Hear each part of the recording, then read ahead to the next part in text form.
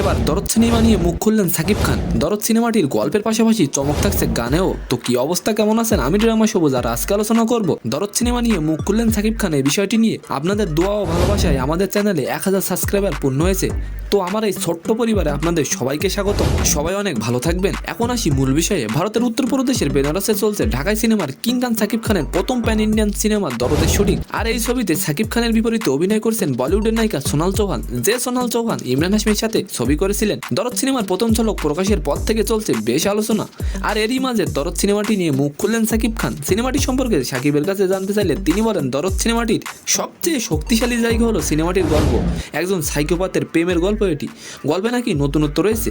আর এদিকে অনন্য মামুন বলেন, গল্পের পাশাপাশি গানেও নাকি চমক থাকছে। দরদ সিনেমায় ভারতের রাহুল দেব, পায়েল সরকার, রাজেশ শর্মা, বিশ্বজিৎ চক্রবর্তী অভিনয় করবেন। তো আজকের ভিডিওটি কেমন লাগলো অবশ্যই কমেন্ট বক্সে জানাবেন। আর ভিডিওটি যদি ভালো লাগে অবশ্যই একটি লাইক দিয়ে আমাদের চ্যানেলটিকে সাবস্ক্রাইব করে দিবেন। ধন্যবাদ।